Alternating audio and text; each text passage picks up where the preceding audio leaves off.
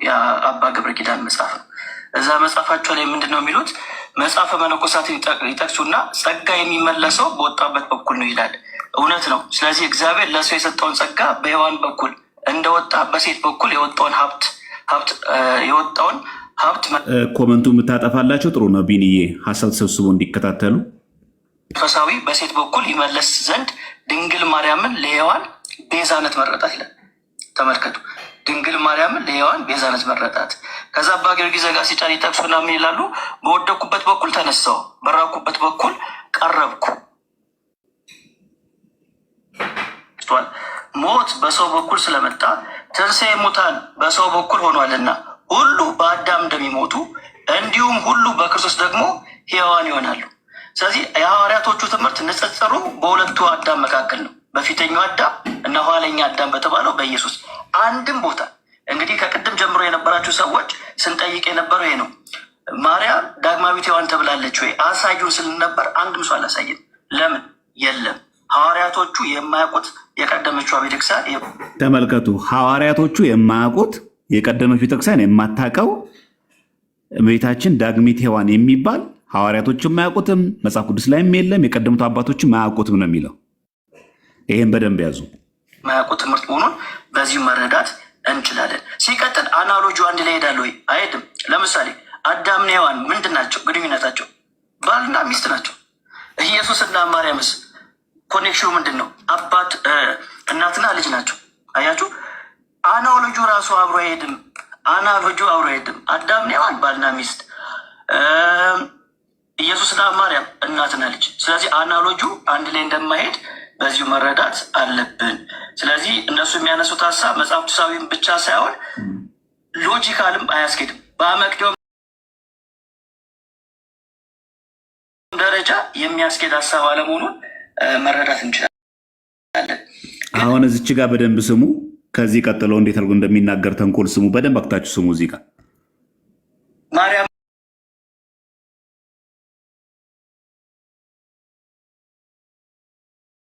ቤዛ ሲሏት በዚህ መንገድ ብቻ ነው የኦርቶዶክሳውያን አይደለም። ሌላም የሚያነሱት ሀሳብ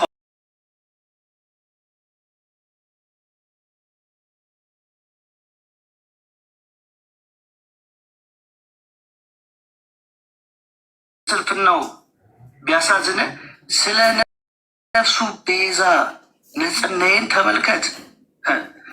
ይሄ አባ ጊዮርጊስ ዘጋስጫ የተናገሩት ነው። ስለ ነፍሱ ቤዛ ምንን ተመልከት፣ ንጽሕናዬን ተመልከት። የአባ ጊዮርጊስ ዘጋስጫን ነው እንትን ያደረገው ኮት ያደረገው። ከአባ ጊዮርጊስ ዘጋስጫ ቀጥሎ የሚጠቅሰውን ደግሞ ተመልከቱት። እኔ እናገራለሁ አስሬ የለም አለ የሚል ሰው ካለ ሊያሳየኝ ይችላል። የለም። እሺ እችን ሄዳችሁ ድህነት ትምህርት ቤተክርስቲያን የዛን ሰውዬ ስለማይጠቅምን ነው ማሳለፍላችሁ። ካቴና ባይብል ይባል። እሺ እችን ላሳያችሁ። እችን ውሸት አንዴ ላሳያ። ወንጌል ምዕራፍ 1 ላይ ተነሳ ሀሳባል ሜሎስ በጣም ለው ጸጋ የሞላብሽ ወይ የሚለው ቃል። እሺ በኦርቶዶክሳውያን በሚቀበሉት መጽሐፍ ቅዱስ ላይ ጸጋ የሞላብሽ ሆይ የሚል አለ ወይ? የለም። ምንድነው ማስረጃ? እዚህ እጄ ላይ በጣም ጥሩ። በኦርቶዶክስ የሚቀበሉት መጽሐፍ ቅዱስ ላይ እውነት ቃል በቃል ላይ ጸጋ የሞላብሽ የሚል የለም ወይ? ይሄን በደንብ እናየዋለን። ደቄ ለመጠቀም ላሳያቸው። ዘ ኦርቶዶክስ ስታዲ ባይብል ይላል። የኢስተርን ኦርቶዶክስ ቤተክርስቲያን የምትቀበለው ነው። እዚህ ላይ ጸጋ የሞላብሽ የሚል የለም። አለ የሚል ሰው ካለ ሊያሳየኝ ይችላል። የለም። ሌላውስ ኦርቶዶክስ ኦሪየንታል ኦርቶዶክስ የሚቀበሉት መጽሐፍ አለ። ለምሳሌ ካቴና ባይብል የሚባል ኦሪየንታል ኦርቶዶክሶች የሚቀበሉት ነው። የአባቶች ትርጓሜ የያዘ መጽሐፍ ቅዱስ ነው። እዛ ላይ ጸጋ የሞላብሽ ወይ ይላል ወይ? አይልም። ሃይሊ ፌቨርድ ነው የሚለው። በሁለቱ መካከል ልዩነት አለው። ስለዚህ ይሄ ማስረጃ እናስረግጥ። እውነት ያው እንግዲህ እንደምታውቁት ሁላችሁም የመጽሐፍ ቅዱስ ገጸ ንባባት የተተረጎሙት ከምንድን ነው? የሐዲስ ኪዳን መጽሐፍቶች ሁላችሁ የምታውቁት ከየት ነው? ከግሪክ ነው አይደለ? ከግሪክ ነው አይደለም? የሐዲስ ኪዳን መጽሐፍቶች ከግሪክ ናቸው። እንመልከታቸው እስኪ የግሪኩ ቃል ምን ይላል? መጀመሪያ ይኸው ሉቃስ ወንጌል ምዕራፍ 1 ቁጥር 48 በማስረጃ ማውራት ስላለብን ጸጋ የሞላብሽ ሆይ የሚለውን ኦ ምልዕተ ጸጋ ብሎ የተናገረውን ገብርኤል በግሪኩ ምንድን የሚለው ቃሉ? ይሄን በደንብ ተመልከቱት። ይሄ በነገራችን ላይ የዕብራይስጥ የግሪክና የእንግሊዝኛውን ይሄኛው ማለት ነው። ቃሉ ምንድን የሚለው? ጸጋ የሞላብሽ። መጀመሪያ በእንትን ላሳያችሁ፣ በእኛ ንባብ ላሳያችሁ። መጀመሪያ የሚቀድመው እሱ ነው። በግዕዙ እናስቀድምና ከዛ የግዕዙን ካሳየን በኋላ ወደ እንትኑ እንገባለን ማለት ነው። ወደ እኛ ቃሉ እንገባለን። እሺ የመጀመሪያ ቃሉ የምናገኘው 1:28 ላይ ይቅርታ፣ 1:28 ላይ ላንብብላችሁ። መጀመሪያ በመጽሐፍ ቅዱስ ላይ የሉቃስ ወንጌል ምዕራፍ 1 እችን በአማርኛ እንቀይራት። ሉቃስ ወንጌል ምዕራፍ 1 ቁጥር 28 ምን እንደሚለው? መልአኩ ወደ እርሷ ገብቶ ደስ ይበልሽ፣ ምን የሞላብሽ? ጸጋ የሞላብሽ። በግዕዙ ምን እንደሚለው? ኦ ምልዕተ ጸጋ አለ የሚለው ቃሉ የሚለው ኦ ምልዕተ ጸጋ፣ ምን የሞላብሽ ማለት ነው? ጸጋ የሞላብሽ። ግዕዙ የሚለው እንደዛ ኦ ምልዕተ ጸጋ። በእንግሊዝኛ ብንቀይረው ይሄንን የኪንግ ጀምስ ቨርዥን ተመልክቶ ነው እሱ ምን የሚለውን ቃል የወሰደው?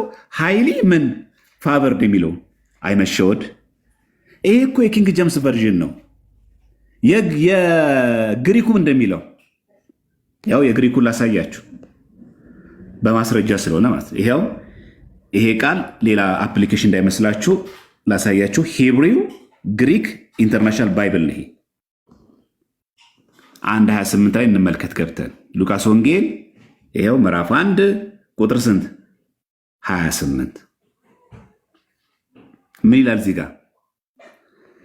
ዩ ለእመቤታችን ስለሆነ ለእሷ ማለት ነው። ፋቨርድ ዊዝ ግሬስ የሚለውም ይላል ከሪቶሚኔ ነው የሚለው። ከሪቶሚኔ ማለት ምን ማለት ነው? ፉል ኦፍ ግሬስ ማለት ነው። አሁን እሱ በካቴናም የለም በምንም የለም ይላል። በፍጹም የሚለው ምንድን ነው? ከሪቶሚኔ የሚለው ፉል ኦፍ ግሬስ ማለት ነው። የግሪክ ቃል ነው። በነገራችን ላይ ቻሪቶ ለሚለው ቃል ፐርፌክት ፓሲቭ የሆነ ፓርቲሲፕል ነው ይሄ ካሪቶ የሚለው ማለት ነው። ከሪቶሚኔ ማለት ፉል ኦፍ ግሬስ ማለት ነው። በዚህ ጋር ማየት እንችላለን በቀላሉ ሁላችሁ እንድትረዱት ለማስቻል ከዚህ ከጎግል ላይ ማየትም ትችላላችሁ። ከሪቶሚኔ የሚለውን ቃል በቃል ምን ማለት እንደሆነ ማየት እንችላለን። ከሪቶሚኔ የሚለው ቃል የግሪክ ቃል ምን ማለት ነው? ወደ እንግሊዝኛ ስንተረጉሞ ስንል ካሪቶሚኔ የሚለው ቃል በቃል የሚለው ፉል ኦፍ ግሬስ ማለት ነው። ወደ እንግሊዝኛ ሲተረጉሞ ነው እንደዛ ብሎ የተረጎመው እንጂ ምንም አይነት የስህተት የቃላት ግድፈት የለበትም ማለት ነው። እሺ ከሪቶሚኔ ማለት ምን ማለት እንደሆነ እንየው። ያው the English translation of ከሪቶሚኔ ታያችኋል እዚህ ጋር is generally understood as full of grace ጸጋ የሞላብሽ ወይ ማለት። ይሄ ሰው እንግዲህ ማስረጃ እያቀረበ ነው። እንግዲህ ከካቴና እንደምታዩት ይላል። የግሪኩ ቃል የሚለው ከሪቶሚኔ ነው። ከሪቶሚኔ ማለት ቃሉ ራሱ የሚናገረው ጸጋ ሊሞላብሽ ሳይሆን የሞላብሽ። ሊሞላብሽ ከሆነ ቻሪቶ ነው የሚሆን። የሞላብሽ ከሆነ ምን ይባላል ደግሞ? ከሪቶሚኔ ይባላል። አንድ ይሄ ነው። ሁለተኛ ጀሮም የተረጎመው የላቲን አለ አይደል? የላቲን አለ ያው የቡልጌት ማለት የተረጎመው የጀሮምን። ይሄንን የሉቃስ ወንጌልን 1:28 ብሎ የተረጎመው ፉል ኦፍ ግሬስ ብሎ የተረጎመው ፉል ኦፍ ግሬስ ነው የተረጎመው። ማን? ጀሮም። ምን ሲተረጉም? የሉቃስ ወንጌልን ሲተረጉም 1:18 ላይ። ይህንን ከፈለጋችሁ ቪዲዮ እንሰራበትና እንለቀዋለን። ባጭሩ የግሪኩ ቃል ከሪቶሚኔ የሚለው ቃል ፉል ኦፍ ግሬስ ማለት ነው። ጸጋ ምን ያለብሽ? የሞላብሽ። ሶስተኛ ማስረጃ የጥንቱ ክላሲካል ከኮይኒክ ግሪክ የተተረጎመው የሶሪያ መጽሐፍ ቅዱስ ራሱ ቢተረጉመው ምን ብሎ ነው? ፉል ኦፍ ግሬስ ብሎ ነው። ለጽሁፍ እንዲያመቻችሁ ተመልከቱ። እዚህ ጋር በጽሁፍ ላሳያችሁ። ኦ ምልዕተ ጸጋ የሚለውን ይታያችኋል እዚህ ጋር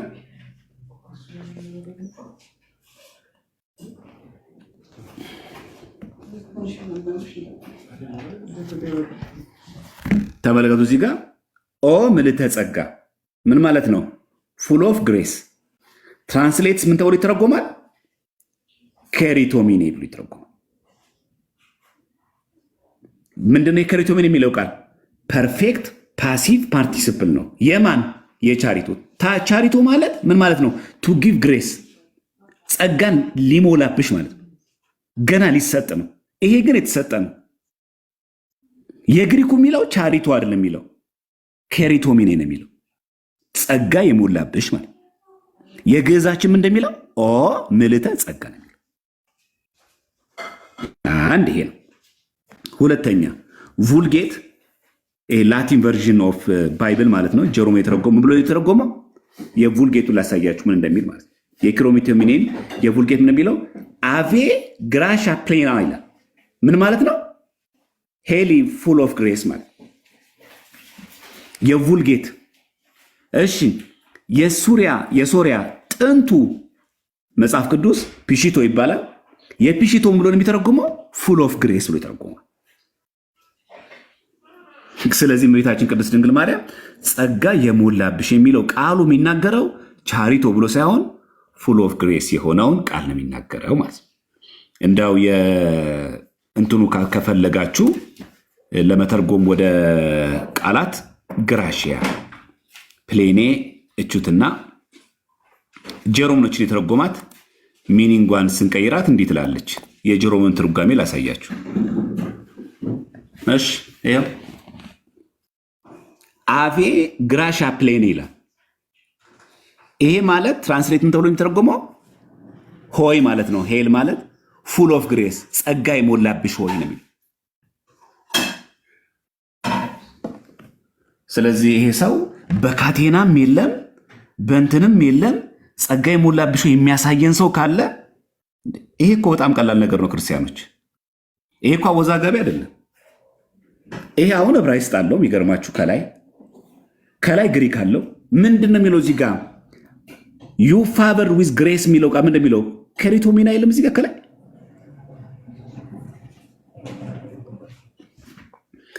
ስለዚህ ይሄ ትልቅ ሕጸጽ ነው የተናገረው። አንድ ሰው የሚያሳየን ካለ ጸጋ የሞላብሽ ብሎ የሚያሳየን ካለ ያውን በዚህ ልክ። እሺ የሶሪያውን ደግሞ ትርጓሜ ደግሞ እንየው። ይሄ በላቲን ቋንቋ ማለት ነው። አቪ ግራሻ ፕላኔ ነው የሚለው። ይሄ በላቲን ቋንቋ ምን ተብሎ ይተረጎማል ነው ያልኳችሁ? ፉል ኦፍ ግሬስ ይባላል ነው ያልኳችሁ። እሺ ከእንደገና ደግሞ የእንታ የምንወስደው የጥንቱን ደግሞ የሶሪያን ቨርዥን ደግሞ ትርጓሜ ደግሞ ላሳያችሁ ምን ማለት እንደሆነ ማለት ነው። ቃሉን እንዳለ ልውሰደውና ከዛ እናንተ ትርጓሜውን ታያላችሁ ማለት ነው። ኦ ሌሌና እመቤታችን ነው በዛ ልክ የሚጠራት ሶሪያውያን ሌሌና ዲ ግራሽያ። እሺ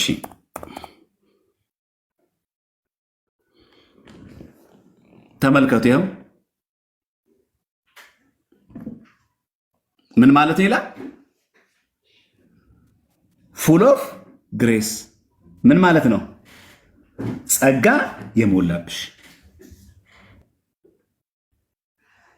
አይ ይሄን እኮ ራስን የጻፍከው ከራሱ እንመልከተው እስቲ። ከራሱ ከመጽሐፍ ቅዱሱ ብናየው ይሻላል ከተባለ ከመጽሐፍ ቅዱሱ ላሳያችሁ። ይሄኛው የሶሪያ መጽሐፍ ቅዱስ ነው ፒሺታ የሚባለው። ይሄንን ብትመለከቱት እዚህ ጋር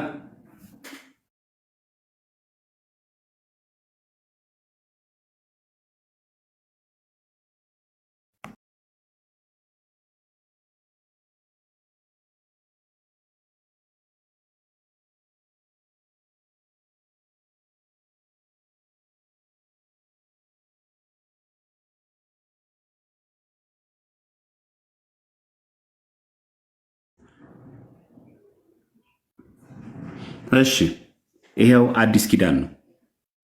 ይሄ ብሉይ ኪዳን ነው። የሚታይ ከሆነ ጨለም አለባችሁ መሰለኝ። ይሄ ብሉይ ኪዳን ነው፣ ይሄ አዲስ ኪዳን ነው። ሉቃስ ወንጌል አይደለም የሚለው ሉቃስ ይኸው 1:28 አይደለ? እንመልከት። ይኸው 1:28 ምዕራፍ 1 ቁጥር 28። እሺ ይኸውና 1:28 ይኸው እዚህ ጋር አለላችሁ ሚላል እዚህ ጋር ኦ ሊና አለ የሚለው ሌና ዲ ግራሻ ይለ ይኸው ኦ ሊና ዲ ግራሻ ላይ ያልኩት ቃል በቃል ምን ማለት ነው?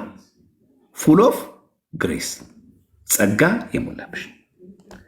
ስለዚህ ያ ሰው ዋሽቶ በፍጹም እንደዛ አይልም። ቃሉ የማይገኝ ቃል ነው፣ በየትኛውም መጽሐፍ የለም የሚለው ቃል ፍጹም ውሸት መሆኑን በዚህ እንረዳለን ማለት ነው። እሺ እንቀጥል። ሰውየውን ነው እስቲ ምናልባት ምን እንደሚናገር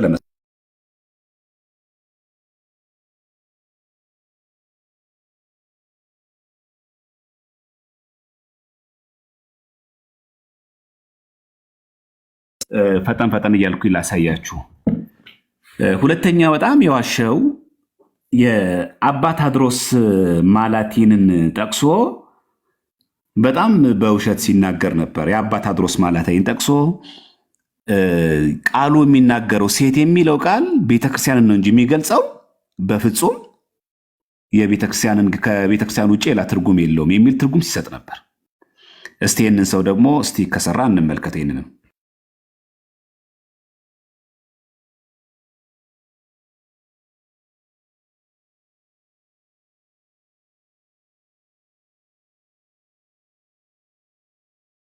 እሺ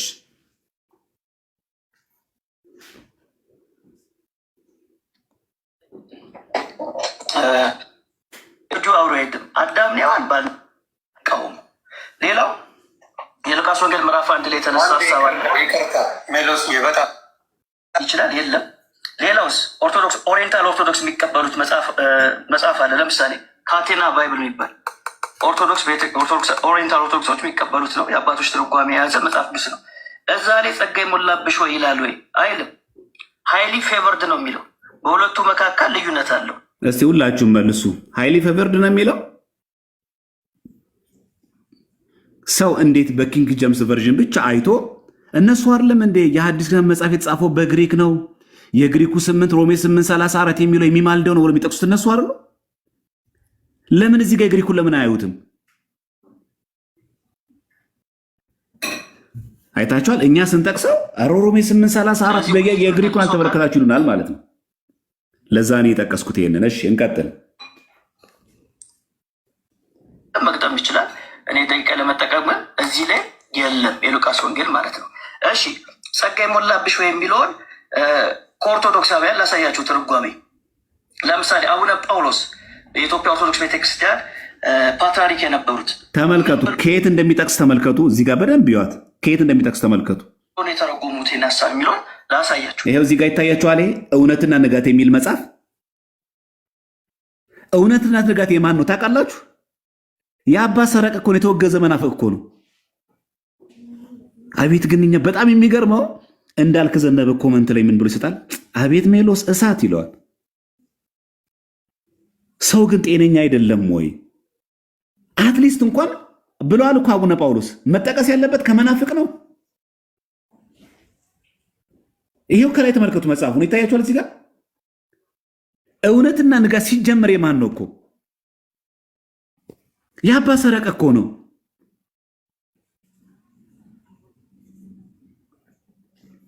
እና አባ ሰረቀ ሲጀመር የሃይማኖት ሕጸጽ ያለባቸው ናቸው። 222 ገጽ ያለው መጽሐፍ እውነትና ንጋት ከሚለው መጽሐፍ አሁን ይህን መጽሐፍ የኛን አድርጎ ነው የሚጠቅስ ነው። ተመልከቱ። ይህን ሰውዬ ይሄ መጽሐፍ ሕጸጽ አለበት፣ ድንግል ማርያም ጥንተ አብሶ አለባት ብሎ የሚናገር ነው ይሄ መጽሐፍ ማለት ግን ከዚህ መጽሐፍ ሜንሽን አድርጎ ይጠቅሳል። ተመልከቱ። እንግዲህ አሁን ህዝቤ ደግሞ እየሳቀ ወይን እያለ አንገት እየነቀነቀ ሲመሰማ ስሙ። የመመረቂያ ጽሑፋቸው ላይ እንደዚህ ይላሉ። ኢስተርን ኦርቶዶክስ ቸርች አፈርምስ ዳት ከየት ላይ ነው የጠቀሰው ማለት ነው? ሜንሽን አድርጎ የጠቀሰው የአቡነ ጳውሎስን ነው። አዎ ትክክል። ነገር ግን ከየት ነው የጠቀሰው? እንዲህ ብለዋል ብሎ የተናገሩት እነማን ናቸው? ማን ናቸው? አባ ሰረቀ ናቸው። እውነትና ንጋት የሚለው የአባ ሰረቀ መጽሐፍ። አሁን ሰሞኑን ግን የኛ ኦርቶዶክሳውያን በጣም ድንግርግር ስትሉ እንደው ግራ ገባን እኮ ምናምን። ሲጀመር ቤተክርስቲያናችን እንደምታውቁት አቡነ ጳውሎስ ቢናገሩት፣ ፓታሊኩ ቢናገሩት፣ ማንም ቢናገረው ውሸት ከሆነ ክህደት ከሆነ ክህደት ነው። ግን እሱ በነገራችን ላይ ቢኒ የመመረቂያ ጽሑፉን እኮ አይቱት አይደለም እሳቸው እንዲህ ብለዋል ብለው የጠቀሱትን እኮ ነው ሜንሽን ከመጽሐፉ እኮ ነው የሚጠቀሰው። ብለዋል ብለው እውነት ንጋት ከሚለው መጽሐፍ ጠቅሶ ነው ሜንሽን ያደረገው ማለት። ከላይ እኮ መጽሐፉ ይታያል በነገራችን ላይ።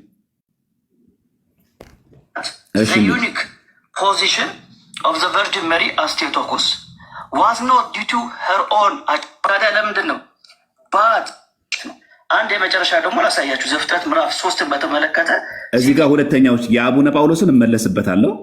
ይህን ሁለተኛ ውሸት ላሳያችሁ። ሴቲቱ ሲሉን ነበር። ሴቲቱ ማነች? ኦርቶዶክስ በዘሯና በዘርህ መካከል ይሄ ጥቅስ ማለት ነው። እዚህ መጽሐፍ ቅዱስ ላይ እንደምታነቡት ዘፍጥረት 3 ላይ በደምብ ስሙ። ውሸት ነው የምታዩት። 3 ስንት 15 ላይ ምን የሚለውን ቃል በአንተና በሴቱ መካከል በዘርና በዘሯ መካከል ጠላትነትን አደርጋለሁ፣ እርሱ ራስን ይቀጠቅጣል፣ አንተም ሰግኖን ትቀጠቅጣለህ። ምን ብሎ የተረጎሙት ይህን ክፍል ላሳያችሁ። ይህም ማሳያችሁ የታድሮስ ማላቲ ያዕቆብ የኮመንታሪያቸው ነው። ዘፍጥረት ላይ ያለውን ኮመንታሪያቸው ነው። እዛ ላይ ምን ይላሉ? ያው ዘፍጥረት ምዕራፍ 3 ቁጥር 15 ተመልከቱ። ቅድም ሲጠቅስ የነበረው ማለት ነው። እሺ ማንን የጠቀሰው? አባ ታድሮስ ማላቴ። ከየትኛው መጽሐፍ ነው የጠቀሰው ታውቃላችሁ? አልጠቀሰም። ከላይ እኔ ላሳያችሁ ከየት እንደጠቀሰ። ያው ውሸት ስለሆነ ውሸቱን ማጋለጥ ስላለብን የጠቀሰው ከዚህ ነው። ኢንተርፕሪቴሽን ኦፍ ዘ ቡክ ጄኔሲስ ማ ፋዘር ታድሮስ ማላቴ። ኦሪት ዘፍጥረትን ሲተረጉሙ አባ ታድሮስ ማላቴ ዘፍጥረት 3:15 ብሎ እንደተረጎሙ የሚያሳይ ነው የጠቀሰው። አይታችኋል ውሸት ከየት እንደሚጀምር። አሁን እሱ ለማለት የፈለገው ምንድን ነው? ሁለተኛው ሔዋን ዳግሚት ሔዋን የምትባለው ሰከንድ ቢ የምትባለው ቤተክርስቲያን እንጂ ቤተክርስቲያን አይደለችም ለማለት ነው። ቤተክርስቲያን እንጂ ድንግል ማርያም አይደለችም ለማለት ነው የጠቀሰው። መጽሐፉ ይሄ ነው። እሺ ስሙት። The serpent became a representative of the devil himself. እባቡ የማን ሪፕሬዘንታቲቭ ነው? የሰይጣን። who was called serpent of the old Revelation 20. God put enmity between the devil and the woman until the Lord Jesus Christ comes from the seed of the woman without ከኔ ተቀሳት እቹት ጅሬ ገጽ 61 ላይ እኮ ነው ያለችው። እሳቸው ምንድን ነው ያሉት? በሴቲቱና በአንተና በእሷ በዘርና በዘሩ መካከል እቺ ዘር የተባለችው አንደኛዋ ቤተክርስቲያን ናት ነው እንጂ ያሉት ቤተክርስቲያን ብቻ ናት አላሉ። እንግዲህ አባ ታድሮስ ማላቴ ይሄን ሲተረጉሙ ዘፍጥረት 3:15ን በፍጹም ለቤተክርስቲያን እንጂ ለድንግል ማርያም አላሉ ብሎ ነው የተረጎመው። ተመልከቱ እዚህ ጋር ሂውማን ኢንተርቬንሽን እንዲህ ብሎ ያስቀምጡት። ደግሞ ይስቃል። ደግሞ ተመልከቱ እንግዲህ ትልቅ እንደው ዜና እንዳገኘ ነገር። አይ እንደው እግዚአብሔር እንደው ምንም የሰው ጣልቃ ገብነት ነው የመጣውማ ጌታ ኢየሱስ።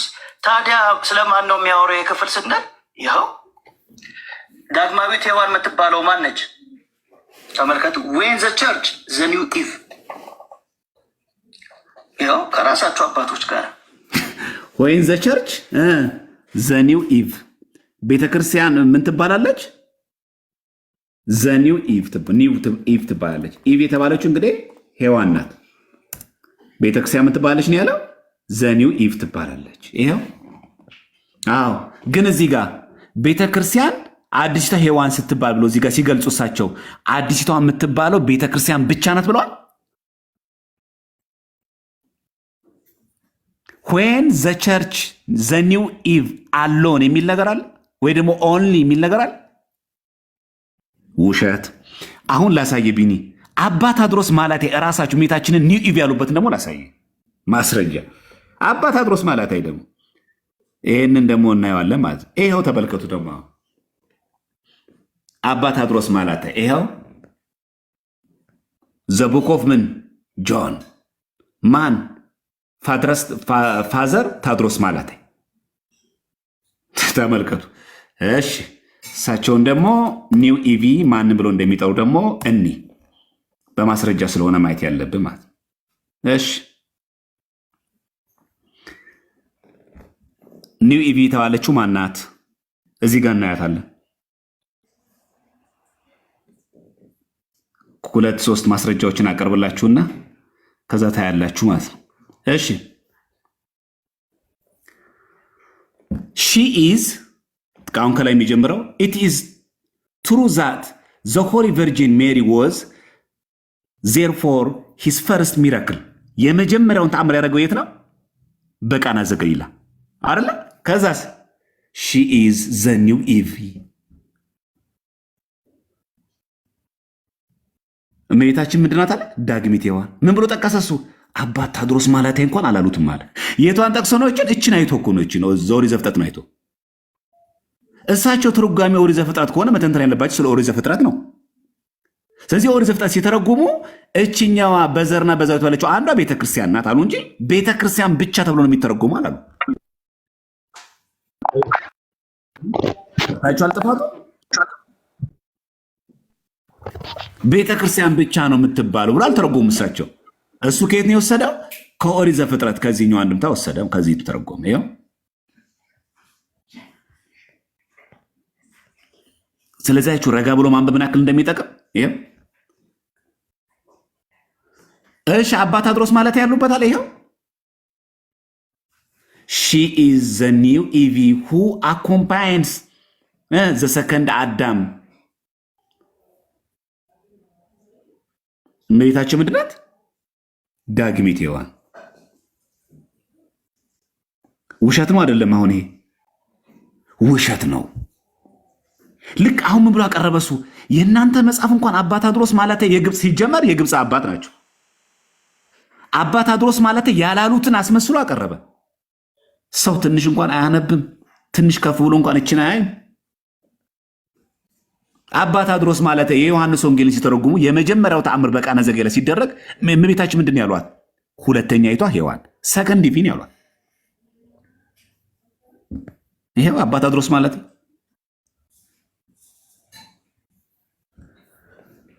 እሺ ውሸት ከሆነ መለስ አክታችሁት ውሸቱን እንድትታዩ ስለፈለኩ ነው። እሺ Jesus Christ comes from the seed of the woman without human intervention እንዲህ ብሎ ያስቀምጡት። አሁን ተመልከቱ እንግዲህ ያለምንም ሰው ጣልቃ ገብነት ነው መጥቶ ያዳነን እና እኛ የድንግል ማርያም አብራ ተሰቅላ ሞታ የእሷ ተጨምሮበት ነው ያዳነው ነው ብለን ምናምነው እኛ ሲጀመር ምንም የሰው ጣልቃ ገብነት ነው የመጣውማ ጌታ። እኛ የክርስቶስ ማዳን ስለሚያንስ ሙሉ ስላልሆነ ሎቱ ስብሐት ለእሱ ክብር ይግባውና የድንግል ማርያም ምልጃ ቃል ኪዳን ተጨምሮበት ነው ድነታቸው የተፈጸመው ብለን ምናምነው እኛ ሲጀመር። ይሄማ የካቶሊክ ትምህርት እኮ ነው፣ ኮሪዲመር እኮ ነው። ታዲያ ስለማን ነው የሚያወራው የክፍል ስንል?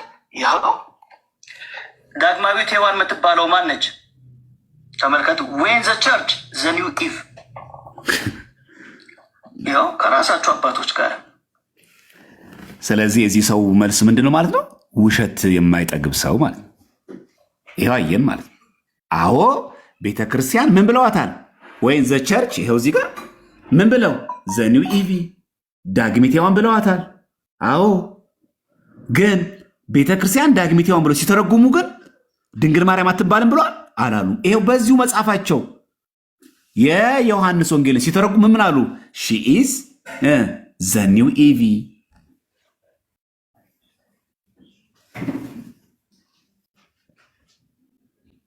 እና ትንሽ ረጋ ቢል ሰውየው ጥሩ አልመሰላችሁ? ባይቸኩል። አሁን ሰው እንግሊዝኛ እንደሚችል ሰው ደግሞ አክት ሲያረጋ አንድ ሰው በጣም ሲያቀራራ ምላሽ አባ ታድሮስ ማለት የራሱ ቢሰሙት ምን ይላሉ?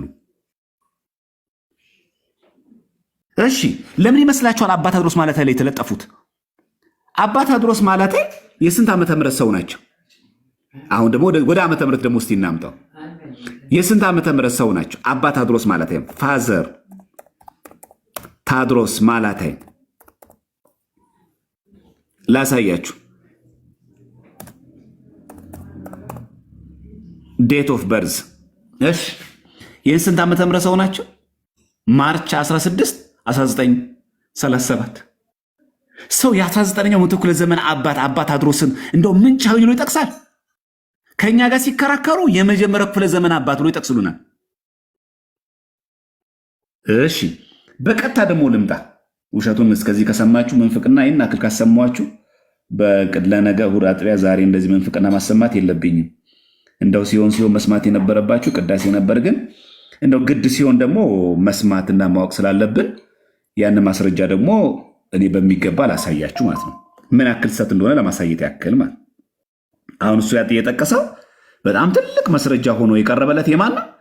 የአባ ታድሮስ ማላታይ እንደ ማስረጃ ነው የጠቀሰው። እኔ ደግሞ ሄሬኔዎስ ልጥቀሰው። ደግሞ የሚገርም ቢኒ የመጀመሪያው ክፍለ ዘመን አባት ሄሬኔዎስ ምን ብሎ እመቤታችን ቅድስት ድንግል ማርያም በተመለከተ እንዴት ብሎ ሰከንዲቪ እንዳላት ማስረጃ ላሳይ። ሄሬኔዎስ ደግሞ የመጀመሪያው ክፍለ ዘመን አባት ነው። ምን ብሎ የተረጎመው ካልን የራሱን የእመቤታችን የቅድስት ድንግል ማርያምን ሁለተኛይቷ ሔዋን እንደምትባል ከኦሪት ዘፍጥረትን ሲተረጉም የተናገረበትን ላሳይ። እሺ ይኸው ከዚሁ ከጎግል ላይ እንየው። ፋዘር ኦፍ ዘ ቸርች። እሺ ማንን ነው የምንጠቅሰው? ሄሬኔዎስን እንጠቅሳለን። እሺ በቀጥታ ግን ብገባ ጊዜ ለመቆጠብ ጥሩ ነበር፣ ግን ምንጩንም እንድታዩት እያሳየኋችሁ ልቀጥል ብዬ ነው። ሄሬኔዎስ ይኸው አጌንስት ሄሬኔሲስ በተባለው መድፍነ መናፍቃን በተባለው መጽሐፉ ላይ ቡክ 5 ይኸው ቡክ 5 አብረን እየከፈት ነው እንየው። ቡክ 5 ይሄ አይደለ? ቡክ 5 ይኸው ሴክሽን ስንት 21 ይኸው ምን ብሎ እንደተረጎሙት ላሳያችሁ። ራሳቸው ይኸው እዚህ ጋር ተመልከት ቢኒ፣ ራሳቸው የኦርቶዶክስ አባቶች ዘፍጥረት 3:15 ሲተረጉሙ ሁለተኛይቷ ሔዋን ብሎ የጠሩት ማንን ነው ያሉት? ቤተ ክርስቲያን ያሉት አባ ታድሮስ። አባ ታድሮስ ማለት አይቆ የ1937 ዓመት ብለው የተወለዱ ሰው ናቸው። ለምዶ ከሄሬኔዎስ ማይጠቅሰው ይኸው መድፍነ መናፍቃን በተባለው ቡክ 5 ላይ ቻፕተር 21 ላይ ይሄን ራሱ ዘፍጥረት 3:15 ይኸው ሜንሽን አድርጎ ፍሮም ዛት ታይም ይላል he who should be born of a woman namely from the virgin። ይህን ዘፍጥረት 3:15ን ጠቅሶ ያቺ ሴት የተባለችዋ ድንግል ማርያም እንደሆነች ፍሮም ዘ ቨርጂን ብሎ የጠቀሰው ማለት እንትና ነው። አባ ታድሮስ ማለት ሳይሆን አጌንስት ሄሬኔሲስ የተባለው መጽሐፍ የጻፈው ሄሬኔዎስ ነው።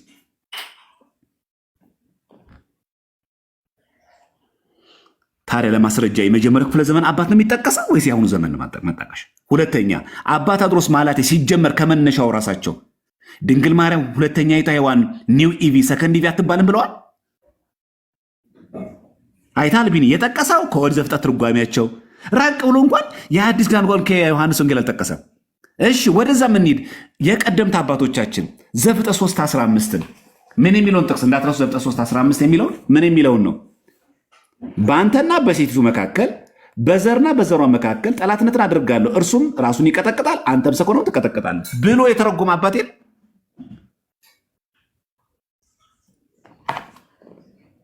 አየህ። ሁለተኛው ውሸት አገኘን ማለት ነው። በውሸት የተሞላን ብሎ የምንናገረው ከዚህ የተነሳ። እሺ ጀሮምን ደግሞ ላንሳ።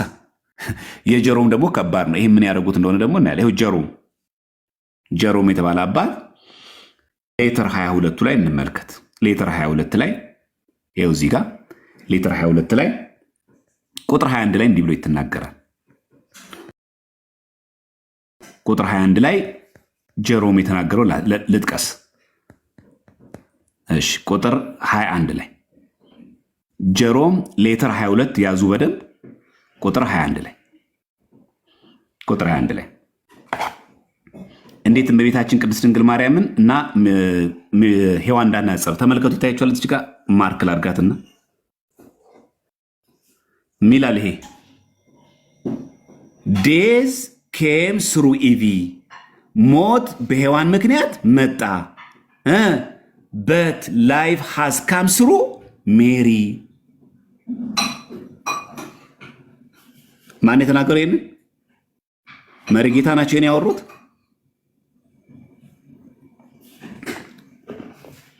ሞት በሔዋን ምክንያት መጣ፣ ሕይወት በድንግል ማርያም ሆነ።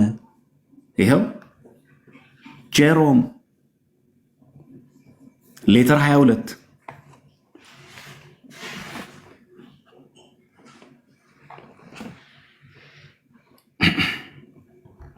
እያዛችሁ እያለው ያስባለሁ ማስታወሻ ቀስ እያልኩኝ ረገጥ እያረኩ ማሳያችሁ ማስረጃውን እያያችሁ እንድትካተሉ ስለምፈልግ ነው። ዘመኑ ያው የመረጃ ስለሆነ እያንዳንዱ ነገር ሌተር 22 ነው። የማን ነው? የጀሮም ነው። የጀሮም ሌተር 22። ስለዚህ እመቤታችን ቅድስት ድንግል ማርያምን ምን አሏት ማለት ነው? ሁለተኛይቷ ሔዋን ብለዋታል ማለት ነው።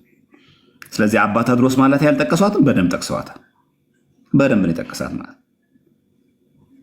እሺ ሄሬኔዎስ እመቤታችን ቅድስት ድንግል ምን ብለዋታል? ሁለተኛይቷ ሔዋን ኒው ኢቭ ወይ ደግሞ ኖቫ ኢቫ ብለው እመቤታችንን ይጠሯታል ማለት ነው። እንደውም ሞት በድንግል ማርያም ምክንያት መጣ። ማን ነው? በሔዋን ምክንያት መጣ። ሕይወት ደግሞ በድንግል ማርያም ሆነ። ምን የሚል ቃል አለ? በእንተ ሔዋን ታጽሖተ ገነት አይደል? በሔዋን ምክንያት የገነት በር ተዘጋልን፣ ዳግመኛ ስለ ድንግል ማርያም ምን አለልን? ተከፈተልን። እንደው ቢኒ ከሰሞኑ ውሸት እንደው ትንሽ ላጋልጥ ብዬ ነው ወደዚህ ቪዲዮ ያሳየሁትና እንደው ያለ ማስረጃ የምናወራ መስሏቸው አንዳንዶቹ ግራ እንዳይገባቸው ለማሳየት ያክል ነው ወደዛ የገባሁት እንጂ ይህን ያህል በጣም በነገራችን ላይ እነሱ ጉዳይ በጣም አሳስቦ ምናምን ነገር አይደለም። እኛ ጨንቆንም አይደለም። ግን አንዳንድ የዋህ ምዕመናን ግራ ስለምትጋቡ ምናምን እንደው ምን ጉድ መጣ ምናምን የሚመልስ ጠፋ ምናምን ብላችሁ ደግሞ በእንግሊዝኛው ደግሞ ሲያሳይ ምናምን ነው ጥሩ የንጽጽር ሰው መስሎ እንዳይታያችሁ እንዳትሸወዱ በደንብ እንድታነቡ ስለፈለግኩ ነው እንደዚህ ያቀረብኩት እንጂ ወደዛ በጣም ጠቃሚ ሆኖ አይደለም። ይህን አንድ መሰረታዊ ጉዳይ ነው። ብዙ ጊዜ ያው እንግዲህ ሰሞኑን የዋሉበት ምክንያት ያው ቤዛዊተ ዓለም ብዙ ስለተመለሰ እዛ ገባ ላብራራው ጥሩ ነው። ብዙ ጊዜ ተመልሷል። ቤዛዊተ ዓለም ቤዛ የሚለው ቃል ለምን እንደሚቀጸል ለምን እንደሚነገር አለ። የዮሐንስ አፈወርቅ ላሳያችሁ ካላደከምኳችሁ። የዮሐንስ አፈወርቅ ተመልከቱ። ዮሐንስ አፈወርቅ እንደሚል a woman expelled us from paradise ሴቷ ከገነት አስወጣችን። through a woman we find eternal life በሴት ምክንያት ደግሞ የዘላለም ሕይወትን አገኘን። ይህን የተናገረው ማን ነው? ዮሐንስ አፈወርቅ። መቼ? መዝሙረ ዳዊት መዝሙር 45 ቁጥር 4 ሲተረጉም በሴት ምክንያት ከገነት ወጣን ነው የሚለው። በሴት ምክንያት ደግሞ የዘላለም ሕይወትን አገኘን። ዮሐንስ አፈወርቅ ምንድን ነው?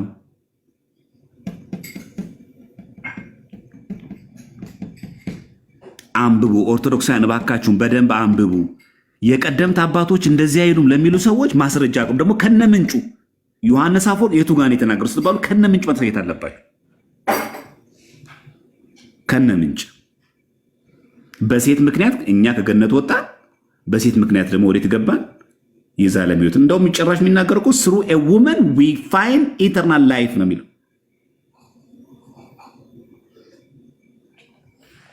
እና በቤታችን ቅዱስ ዮሐንስ አፈወርቅ እንኳን ራሱ የተናገረላት እና አባ ቴዎድሮስ ማለት እንደዚህ ይናገራሉ ብሎ የአባ ቴዎድሮስን ስም ማጥፋት በእውነት እውቀት የጎደለው ንግግር ነው፣ ያስተዛዝባልም።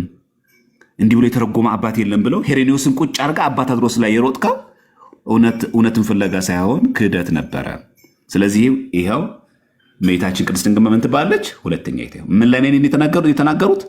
የዮሐንስ ወንጌልን ሲተረጉሙ እንዳትረሱ። ይሄንን የዮሐንስ ወንጌል ሲተረጎም እዚህ ጋር አለላችኋል። ይኸው በቃ ለምታነቡ ሰዎች ይሄንን እዚህ ጋር ማግኘት ትችላላችሁ ማለት ነው። እሺ ወደ ተወሰነ ገድላ ድርሳናትን እንይና ሰዓታችን ነገም ቅዳሴ ስለሆነ ሌላ ጊዜ ደግሞ ሰፋ አድርገን ከአስፈላጊ ከሆነ ቪዲዮ እንሰራበታለን። እዚህ ላይ ቪዲዮ ሰርተን እንለቅበታለን እዚህ ላይ ማለት ነው። ማስረጃዎችን እያቀረብን መሄድ ስላለብን ማለት ነው። እሺ ምናልባት ቃሌ ተሰማልን ቢያቆን ምናልባት ከጸሎቱም ጋር ብታያይዘው ከጸሎቱም እየተነሳ ስላለ ጸሎቱ እንግዲህ 100 ዓመቱ ምናምን የመሰላቸው ሰዎች አሉ። እንግዲህ አባቶቻችን እንግዲህ ጸሎት አስተምረን የሚለውን ቃል አንስተው ጸሎት አሁን እንግዲህ እዛ ላይ ግልጽ ጸጋን የመላብሽ ይላል። ይሄ እንግዲህ ዓለም አቀፋዊ ኦርቶዶክሳዊም ካቶሊካዊም ጸሎቶች በዚህ እውነት ውስጥ ያሉ ናቸውና ምናልባት እዛም ጋር ፉል ኦፍ ግሬስ የሚለው ነገር እንደሚታይ ጥቂት ብታሳየንና ወደሚቀጥለው ብትሄድ ከተቻለ። ያው እመቤታችን ሁል ጊዜ አባታችን ነው ወድማ አቡነ ዘበሰማያት እንደምንለው በሰላም ቅዱስ ገብርኤል መልአክ እንለይለ በሰላም ቅዱስ ገብርኤል መልአክ እንላለን። ሰላም ለኪ ኦ እግዝእትየ ማርያም ማለት ምንድነው? በመልአኩ ቅዱስ ገብርኤል ሰላምታ ሰላም ልሻለሁ፣ ጸጋ የሞላብሽ ሆይ ደስ ይበልሽ እንላለን። ስለዚህ የግሪኩ ቃል ራሱ ቃል በቃል የሚለው ፉል ኦፍ ግሬስ ነው የሚለው። ከሪቶሚኔ ማለት በግሪክ ቋንቋ ፉል ኦፍ ግሬስ ማለት ቃሉ ራሱ የሚናገር ለዛ ነው። ለተደረገ ነገር እንጂ ገና ለሚደረግ አይደለም። ጸጋ የሞላብሽ ነው። ኦልሬዲ መጀመሪያ የሞላባት ነው። ቅዳሴያችን ላይ እንደምትሰሙት ተውህቦ ምህረት ለሚካኤል አይደለም? ለሚካኤል ምህረት ተሰጠው ወበስርዓት ለገብርኤል ለገብርኤል በሰዓት የመናገር እና ከዛ ስም ነው ወሀብ ሰማያት ለማርያም ድንግል ለማርያም ድንግል የሰማይ ሀብት ሁሉ ይሄ ቀረሽ የማትባል ማለት ይሄ ጸጋ አለሽ ይሄ ጸጋ ይቀርሻል አትባልም። ጸጋ የሞላብሽ ነው። ቅዳሴያችን ላይ ጭምራል። ድነተ ስጋ ድነተ ነፍስን የምንለምንሽ በረከተ ስጋ በረከቱን የምታሰጭን ቅድስት ድንግል ማርያም ወይ ደስ ይበልሽ ብለን እንምራት የለም ኃጢአታችን ያስረይልን ዘንድ ደግሞ ለምኝልን። ስለዚህ ኦ ምልዕተ ጸጋ ምላት በግዙ ራሱ ጸጋ የሞላብሽ ነው ምላት። ስንጠራት ራሱ ቤታችንን ጸጋ የሞላብሽ ብለን እንጠራታለን። ስለዚህ ምንም አሁን ይሄ ከምናስተምረው ትምህርት አማናዊ ትምህርት ጋር ምንም ጥርሰት የሌለው ግጭት የሌለው ቃል መሆን መታወቅ አለበት። ሁለተኛ እመቤታችን ቅድስት ድንግል ማርያም በነገራችን ላይ ሁለተኛ ይቷ ሔዋን ብቻ ሳይሆን ሁለተኛ ይቷ ሰማይ ተብላ ትጠራለች። ይሄን መቼስ የማያውቅ አለ ብዬ አላስብም። ብዙዎቻችሁ የምታውቁት ይመስለኛል። የግብፅ ኦርቶዶክስ ቤተክርስቲያንም ቻናል ብትመለከቷቸው የቀደምት አባቶች በተለይ ያዕቆብ ዘስሩግ ሰከንድ ሄቨን የሚል መጽሐፍ አለው። ሰማይ ዳግሚት ማለት ነው። ራሱን ችሎ ያዕቆብ ዘስሩግ የጻፈው መጽሐፍ አለ ዳግሚት ሰማይ የሚል ማለት። ስለዚህ እመቤታችን ቅድስት ድንግል ማርያም ሆይ ጸጋ የሞላብሽ የሚለው ቃል ምስጋናዋ ሁለተኛ ሔዋን ብቻ ሳይሆን ዳግሚት ሰማይ ተብላ ትጠራለች። ትዝ ይላችኋል ውዳሴ ማርያም የረቡዕ ላይ ሰማይ ዳግሚት በምድር ከምድር በላይ ያለች ሁለተኛይቱ ሰማይ ብለን እንጠራታለን እመቤታችን። ይሄኛው ሰማይ እንደምታውቁት ፀሐይ ነው። ይሄ የተፈጥሮ ፀሐይ ነው፣ ጨለማ የሚያሸንፈው ነው። እመቤታችን ቅድስት ድንግል ማርያም ግን የጸነሰችው የወለደችው አካላዊ ቃል ግን የጽድቃችን ፀሐይ ነው፣ ጨለማ የማያሸንፈው ነው። የጽድቃችን ፀሐይ ነው። ለዛም ነው ወረቡ የግንቦት አንድ ዚቅ ወረቡ እንደሚለው ኢያቄም ወሐና ወለዱ ሰማይ አይደለም የሚለው ወሰማዩ ምኒ አስረቀ ፀሐይ የሆነችው ደግሞ እመቤታችን ድንግል ማርያም ደግሞ ፀሐይ ጽድቅ የሆነ ክርስቶስን ደግሞ አስገኘች። ስለዚህ እመቤታችን በምስራቅ ትመስልና ክርስቶስን ደግሞ ፀሐይ፣ እመቤታችን ሰማይ ሆና ክርስቶስ ደግሞ ፀሐይ ይባላል። እውነተኛ የጽድቃችን ፀሐይ ስለሆነ ማለት ነው። ስለዚህ ቃል በቃል ይሄን ማየት ይችላል። ስለዚህ ኦ ምልዕተ ጸጋ የሚለው ቃል ጸጋ የሞላብሽ ነው የሚለው እሱ የት ጓን ሄደው እቺን የኪንግ ጀምስ ቨርዥን አያትና በቃ ሄዶ ልጥጥ ብሎ ገባበት። ግን እንደው ረጋ ብሎ ሰው ይሄ እንደውችን ቢያት በቃ ከሪቶ ምንም ማየት እነሱ አይደለ የግሪኩን ተመልከተው ሮሜ 8:34 የግሪኩን ተመልከተው ዕብራውያን 7:25 ያሉ የነበሩት ምን ነው እዚህ ጋር ታዲያ ሉቃስ ወንጌል ላይ የግሪኩን ቢመለከቱት ልክ አሁን ለምንድነው የተፈለገው? አንድም ቦታ የለም እንትኑን ተመልከቱት ምናምን ከካቴና በፊት አለ አይደል እንዴ? መጀመሪያ ስርወ ቃሉ ራሱ ምንድነው የሚለው? ቻሪቶ ነው የሚለው ወይስ ደግሞ ከሪቶ ምን ነው የሚለው? መጀመሪያ ስርወ ቃሉ ራሱ ለዚህ ጸሎታችን ጭምር ነው። ሁሉ ጊዜ አባታችን ስንል በአማርኛ እንደምንለው ጸጋ ይሞላብሽ ወይ ደስ ይበልሽ እግዚአብሔር ካንቺ ጋር ነው የምንለው። ልክ በግዕዙ ኦ ምልዕተ ጸጋ እግዚአብሔር ምስሌኪ ይላል። ይሄ ጭምር አብሮ እንዳለ መታወቅ አለበት። ከገድላት ድርሳናት ጋር አብዛኞቹን በተለይ አሁን ሰሞኑን የተነሱትን ነገሮች በጣም ሄደንባቸው ነበር። ያው እናንተ ብዙዎቻችን ያው ጥያቄ እንጂ መልስ ስለማንይዝ ለመድገም ያክል ነው እንጂ ገድለ ዘርዓ ቡሩክ ላይ የተነሳው ጥያቄ፣ ገድለ መባጽዮን ላይ የተጠየቀው ጥያቄ፣ የጌታችን ኢየሱስ ክርስቶስን ተአምር ላይ የተጠየቀው ጥያቄ ሁሉ እዛ ላይ አንስቼ ነበር። ትዝ ይላችሁ እና ዩቲዩብ ላይ ሄዳችሁ ብትመለከቱ በጣም ደስ ይለኛል። ግን እችን እንያት ድንገት ከተነሳ አይቀር እችኛዋን ነጥብ እንያት። ድንገት ጠቃሚ ከሆነ እችኛዋ ናት። 23ኛው ምዕራፍ ላይ ይሄ ገድለ ዘርአ ብሩክ ላይ ያለው አለ። አንድ አምላክ በሚሆን በአብ በወልድ በመንፈስ ቅዱስ ስም አምነን ጥቅምት በገባ በሰባተኛው ቀን ብፁዕ አባታችን በዚህ በዘርአ ብሩክ በስላሴ ስም የተሰራች ቤተክርስቲያን ሲያጥን፣ በማን ስም የተሰራች ቤተክርስቲያን ናት? በስላሴ ስም የተሰራች ቤተክርስቲያን ሲያጥን፣ ማጠን ሲሰራ ማለት ነው። በእግዚአብሔር ትእዛዝ 3 ዕንቁዎችን አገኘ ይላል። በማን ትእዛዝ ነው? በእግዚአብሔር ትእዛዝ ይላል። በግዙ ራሱ ስትመለከቱ ጋር በትእዛዝ እግዚአብሔር ይላል። ወሶበ ረከበ 3 አዕናቁ ነው የሚለው። በእግዚአብሔር ትእዛዝ 3 ዕንቁዎችን አገኘ። ያ ጻድቅ አባታችንም ከፀሐይ 7 እጅ የሚያበሩ 3 ዕንቁዎችን ባገኘ ጊዜ እጅግ ደስ አሉ፣ ተደሰተ። ምን አገኘ ነው የሚለው? ዕንቁ። በማን ትእዛዝ? በእግዚአብሔር ትእዛዝ። ምን እያደረገ እያለ? በስላሴ ስም በተሰራች ቤተክርስቲያን ላይ ሲያጥን።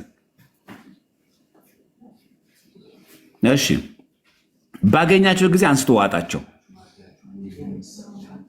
3ቱ ዕንቁዎች በሆዱ ውስጥ ብዙ ቀን ቆዩ።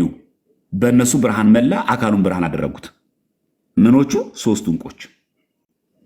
እሺ፣ ያም ጻድቅ አባታችን በሆዱ ውስጥ ያሉ የ3ቱ ዕንቁዎች ምስጢር ሳያውቅ ብዙ ቀን ተቀመጠ። እነዚያ አዕናቁ ዕንቁዎች ማለት ነው፣ በግዕዝ ብዙ ቁጥር፣ ስጋውንና ነፍሱን ያነጹ ዘንድ ስጋውን ማደሪያ ያደረጉት። ምን አደረጉት ነው የሚለው? ስጋውን ማደሪያ ያደረጉት። ሰው እግዚአብሔር ማደሪያ አይደለ? አይሆንም እንዴ?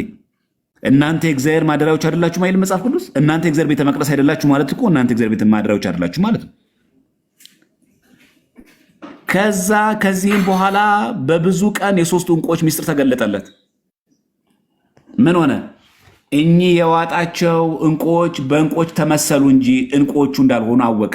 እነዚያም 3ቱ ዕንቁዎች የተባሉ 3ቱ አካላት ሥላሴ በንጽሕት ድንግል ማርያም እንዳደሩ በሆዱ ገብተው ብዙ ቀን የቆዩ 3ቱ አካላት ሥላሴ ናቸው። በሆዱ አደሩ ነው የሚለው። 3ቱ አካላት ሥላሴ የክብር ዙፋን በሆነች በድንግል ማርያም አደሩ ብንል፣ ልብ በሉ፣ አደሩ ብንል ሰው ለመሆን አይምሰላችሁ። ያው እንደምናውቀው የአብ ማደሩ ሰው ለመሆን አይደለም። የአብ አካላዊ ቃል ማደሪያ ትሆን ዘንድ ድንግል ማርያምን ለማጽናት ነው እንጂ። መንፈስ ቅዱስም በድንግል አደረ መባሉ ለመወለድ አይደለም። የወልድ ማደሪያ ትሆን ዘንድ ስጋዋን ለማንጻት ነው እንጂ። ወልድ በድንግል ማኅፀን ማደሩ ግን አብ ለአጽንኦ መንፈስ ቅዱስ ለአንጽሖ እንዳደሩ አይደለም። ከስጋዋ ስጋ ከነፍሷ ነፍስ ነስቶ ፍጹም ሰው ፍጹም አምላክ ሊሆን ነው እንጂ። አለቅ። ከዛ እዚህ ጋር ተመልከት ምን እንደሚል እስከ መጨረሻው ማንበብ ስላለብን። ያም ጻድቅ አባታችን 3ቱ አካላት በአንድነት እንዳደሩበት አውቆ የዚህን ነገር ምስጢር ለዓለም ሁሉ እንድናስተምር ነገረን። ምን እንዳደሩበት? እንደዋጣቸው ነው የሚለው? እንዳደሩበት ነው የሚለው? ጨርሶ ስለማያነበው ነው አጅሬ። ሰው ለምዶ እስከ መጨረሻ ማያነበው ለምን እዚች ጋር ያቆማል? እዚች ጋር ያነባትና በቃ የኒኩ 3ቱ አካላት እኮ ሥላሴ ናቸው። አይጨርሰው ምን ይላል እዚህ ጋር መጨረሻ ላይ ኮንክሉዥን ይሄው። ከዛ ምዕራፍ 24 እዚህ ጋር ይቀጥላል። ያም ጻድቅ አባታችን 3ቱ አካላት በአንድነት እንዳደሩበት አውቆ የዚህን ነገር ምስጢር ለዓለም ሁሉ እንድናስተምር ነገርን። ማን እንዳደሩበት? 3ቱ አካላት በምን? በአንድነት። ምን እንዳሉበት? እንዳደሩበት። እንደዋጣቸው አይደለም የሚለው እግዚአብሔር። እንቀጥል። አሁንም እግዚአብሔር ለወዳጁ ብፁዕና ቅዱስ አባታችን ዘርአ ብሩክ ይህንን ተአምር እንዳደረገለት እግዚአብሔርም እንደርሱ በጎ ተአምራትን ያደርግልን። በዚህ መታሰቢያውን ለምናደርግ በጸሎቱ ለምንማጸን የእርሱ ክብር በእውነት ይስጠን ለዘላለሙ አሜን ይላል። አለቀ። ከዛ ምዕራፍ 24 ይቀጥላል። እዚህ ጋር እኮ ነው ቢኒያም ማሰሪያው እኮ እዚህ ጋር አለ እኮ። በቃ አለቀ። ምን ሆነ? 3ቱ አካል እንዳደሩበት አውቆ እኮ ነው የሚል።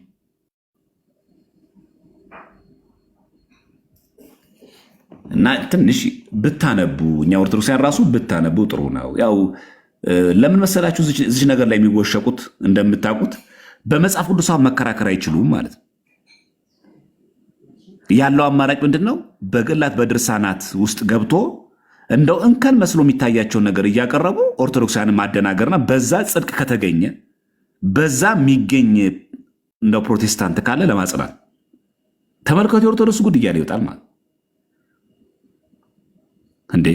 ይህንን ጥቅስ ይህንን ተአምር የማያውቁ ናቸው አይደለ እንዴ? በእነሱ ዘንድ አካላትን ባህሪ ለአካላት የሚከፋፍሉት የሥላሴ ባህሪ 3 ነው እያሉ አይደል?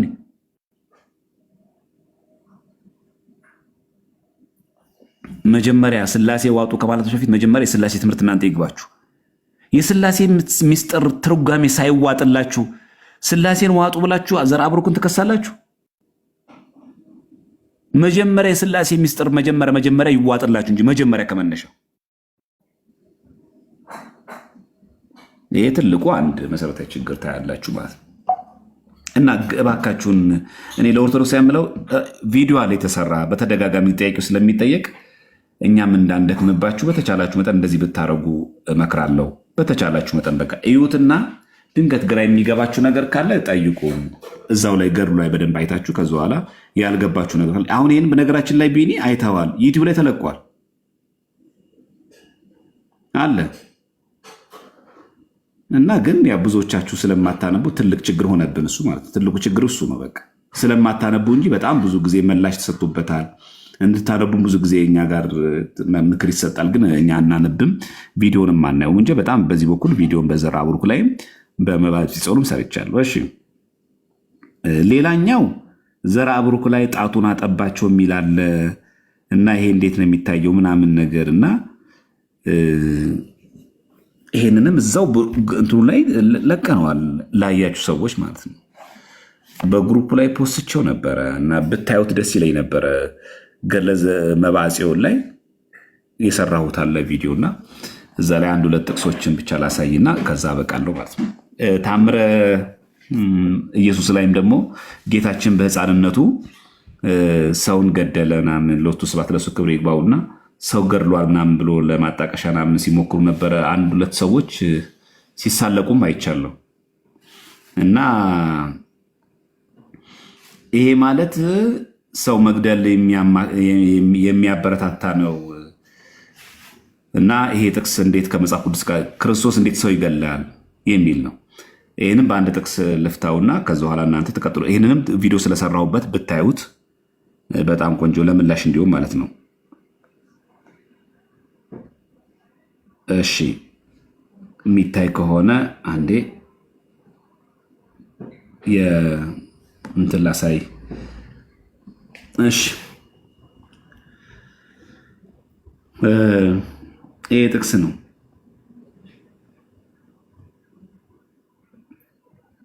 እርሱም ጌታ ሆይ የሉቃስ ወንጌል 19:25 ላይ ነውና እነርሱም ጌታ ሆይ 10 ምናን አለው አሉት። እላችኋለሁ ላለው ሁሉ ይሰጠዋል፣ ከሌለው ግን ያው ያለውስ እንኳን ይወሰድበታል። ነገር ግን እነዚያ በላያቸው ልነግስ ያልወደዱትን ጠላቶቼ ወደዚህ አምጧቸው፣ በፊቴም እረዷቸው ይላል። ክርስቶስ ገዳይ ነው። ለሱ ክብር ምስጋና ይግባውና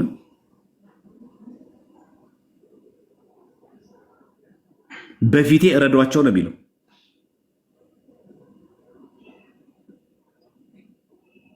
ይሄ አሁን ታምረ ኢየሱስ ላይ ቢገኝ ኖሮስ መቼስ 10 ምናን ላለው ይሰጠዋል ሲል ስለ ገንዘብ እያወራን አለ ማለት እንዴት ቢዝነስ ይሰራል፣ ቢዝነስ ይሰራ እንዴት ነው የሚተረፈው እያለ ስለ ቢዝነስ አለም እያወራን ያለው። እላችኋለሁ ላለው ሁሉ ይሰጠዋል። ይሄን እያለ ያለው ማን ነው? እላችኋለሁ እያለ ያለው ማን ነው? ምንም ጥያቄ የለውም። እላችኋለሁ እያለ ያለው ማን ነው? እዚህ ከላይ ራሱ እነርሱም ጌታ ሆይ አሉት። 10 ምናን አለው አሉት። እርሱም እላችኋለሁ አለ። እላችኋለሁ ያለው ጌታ ሆይ የተባለው አይደል? ላለው ሁሉ ይሰጠዋል፣ ለሌለው ግን ያ ያለውስ እንኳን ይወሰድበታል። ይህን እያለ ያለው ማን ነው? ጌታ ነው። ነገር ግን እነዛ በላያቸው ልነግስ ያልወደዱትን በላያቸው ሊነግስ የወደደው ማን ነው? ንጉሳችን ማን ነው? ኢየሱስ ክርስቶስ ነው። ያልወደዱትን ምን አድርጓቸው? ጠላቶች ምን አድርጓቸው? ወደዚህ አምጧቸው፣ በፊቴም እረዷቸው ነው የሚል።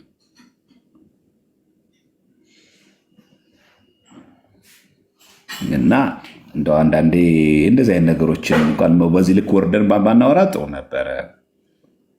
ሁለተኛ ክርስቶስ ነፍሰ ገዳይ ነው ብሎ የሚጠቅሱ ሰዎች አሉ። እንዴ ይሄ ማለት እንደዛ ነፍሰ ገዳይነት ማለት ነው እንዴ? በዛ ነው የሚተረጎመው? እነዚህ ጴጥሮስ ነፍሰ ገዳይ ነው ማለት ነው? ጴጥሮስም ሐናንያ ሆይ መንፈስ ቅዱስን ታታላለህ፣ ከመሬቱ ሽያጭ ታስቀር ዘንድ ሰይጣን በልብ ስለምን ሞላ? ሐናንያም ይህንን ቃል ሰምቶ ወደቀ፣ ሞተም። በሰሙትም ሁሉም ላይ ታላቅ ፍርሃት ሆነ ይላል። ጴጥሮስ ነፍሰ ገዳይ ነው። ሚስቱም መጣች። ከዛስ ምን ሆነች? ያን ጊዜም በእግሩ አጠገብ ወደቀች፣ ሞተችም ይላል። ጥፋቱ ምንድን ነው? መሬት የተሸጠበትን ዋጋ ከፊሉ ማስቀረታቸው። ምን አደረገ? ይህንን ባልንም ሚስትን ለሞት ዳረገ። ጴጥሮስ ነፍሰ ገዳይ ነው።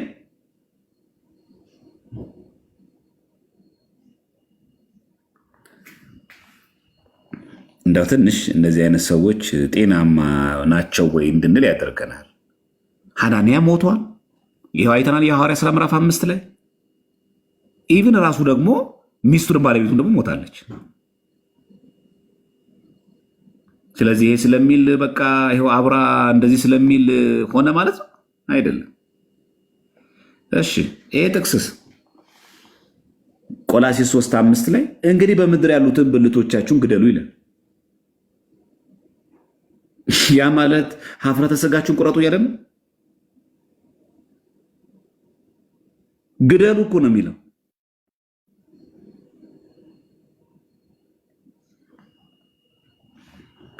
ስለዚህ እነዛ የተጠራጠሩ ሰዎችን ተአምረ ኢየሱስ ላይ እንደምናነበው እነዛ የሚጠራጠሩትን ሰዎች ሕፃናት ከእርሱ ጋር እሱ በፀሐይ ጨረር ሲራመድ ጌታችን አምላክ ነውና እንራመዳለን ሲሉ ሞቱ። ሲሞት ወላጆቻቸው መጡ። ልጆቻችን ገደልክብን አሉት። ልጁን ከሙታን አስነሳውና ጌታችን ምን አለው? የገደልኩ እኔ ነህን አለው። አይደለህም፣ አንተ የሕያው እግዚአብሔር ልጅ ነው ብሎ መሰከረ።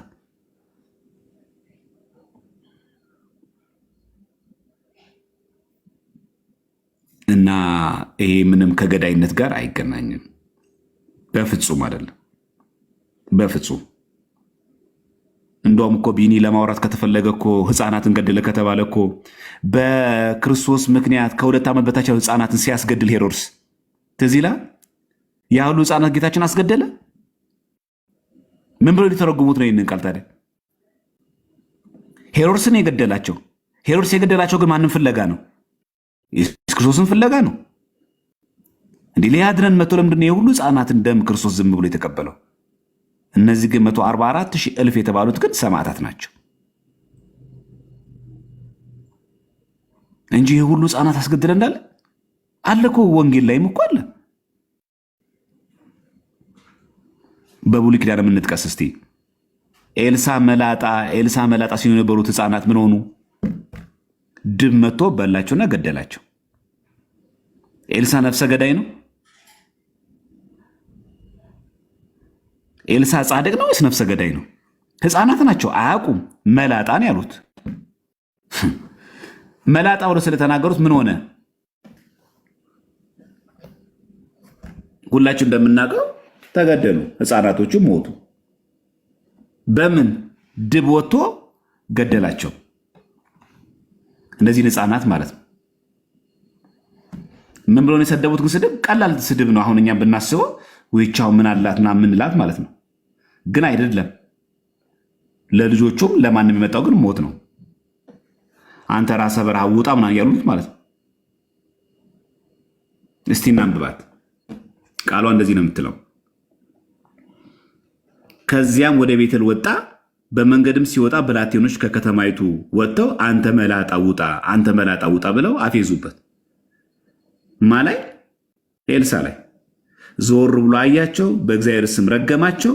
ከድሩም 2 ድቦች ወጥተው ከብላቴኖቹ 42ቱን ሰባበሯቸው።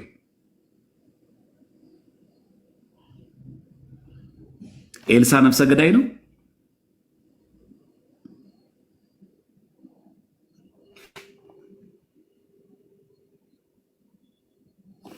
እና እሺ አንድ ልጨምር የመጨረሻ። ኤልያስ በብሉይ ኪዳን የበዓልን ጣዖት አምላኪዎች ምንድን ያደረጋቸው?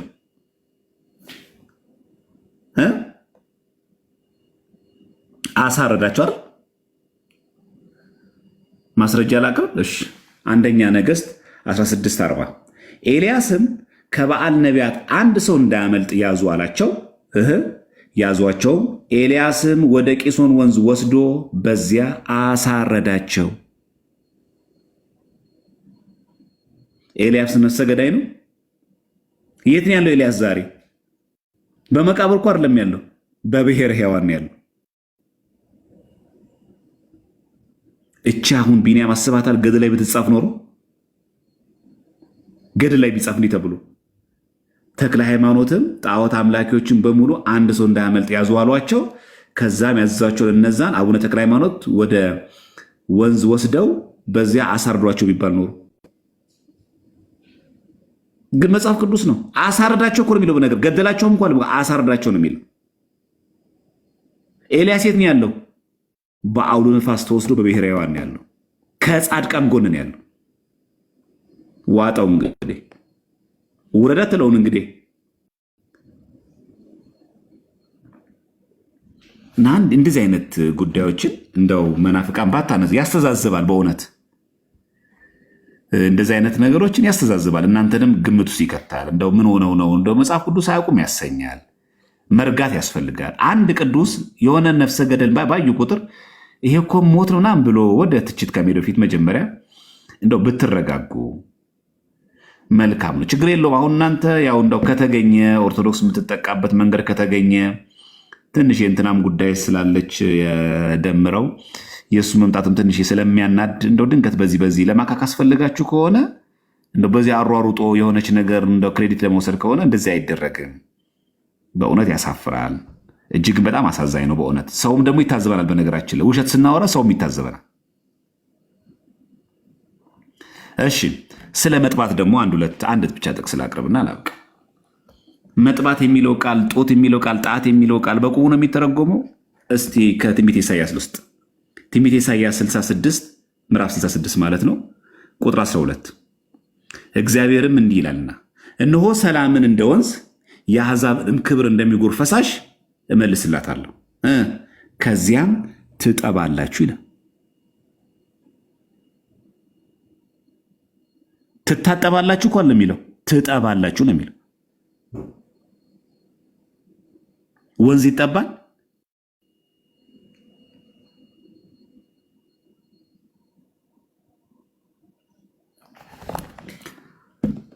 በጫንቃ ላይ ይሸከሟችኋል፣ በጉልበትም ላይ እንዲያስቀምጡ ያቀማጥሏቸው ይላል። ወንዝ ይጠባል ወይ? እርጋታ የሚያስፈልገው ከዚህ የተነሳ ነው። እንደው የሆነች ጥቅስ ተገኘች ተብሎ ይኸው በቃ የእናንተ ጉድና ምን ወጣ ምናምን ለማለት ባትቸኩሉ እጅግ በጣም መልካም ነው።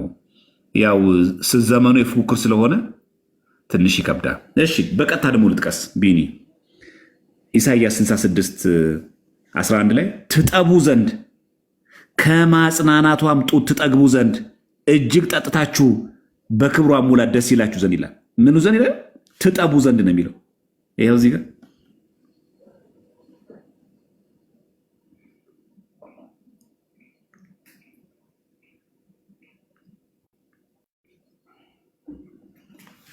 ስለዚህ ሜታፎሪክ ነው። እጁን ጠባው ምናምን ሲባል ልክ እጁን አንስቶ እንደዚህ ጠባ ማለት አይደለም። ቃላቶችን በጣም ጥንቅቄ አድርጎ ማስገንዘብ ያስፈልጋል። ቃሉ ስለተጻፈ እዚህ ጋር ትጠባላችሁ ስለሚለው ትጠባላችሁ ማለት ነው አይደለም። እንደዚህኛ አንተረጉምኝ እንደዚህ ታባዜም የለብንም እኛ። ግን ምንድን ነው ወዲያው ቃሉ ምን ለማለት ፈልጎ ነው ምንም ብሎኛ። እሺ ኢሳይያስ 60 ደግሞ ለጨምራን ሶስተኛ ኢሳይያስ ምዕራፍ 60 ቁጥር 16 የአሕዛብንም ወተት ትጠጫለሽ። አሁን እዚህ ጋር ተመልከትሽ። የአሕዛብ ወተት ትጠጫለሽ ማለት ያው የአሕዛብ ላም ይኖራቸዋል። የላሞች ወተት ልትጥሉች አላችሁ። እዚህ ጋር ያለውስ ምን ትላላችሁ? የነገስታትንም ጡት ትጠቢያለሽ ይላል። ቢኒ የንግስታት እኮ አይልም እኮ የነገስታት ነው የሚለው። ንግስታት ቢኖረው ሴቶች ይሆናል። ምን ግን ማን የሚለው? የነገስታትን ጡት ትጠቢያለሽ ነው የሚለው። እግዚአብሔር ምን እያለ ነው?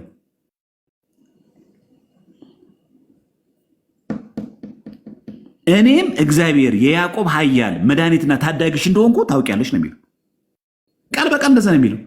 የአሕዛብን ወተት ትጠጫለሽ ካለ በኋላ የነገስታትን ጡት ትጠቢያለሽ ነው የሚለው።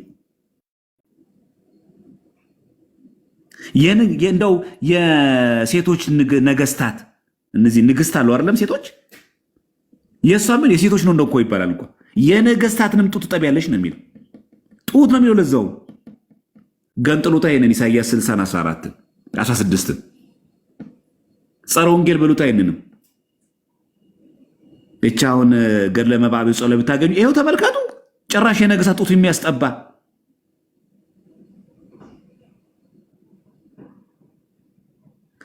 እግዚአብሔር ይስጥልን እግዚአብሔር አክብርልን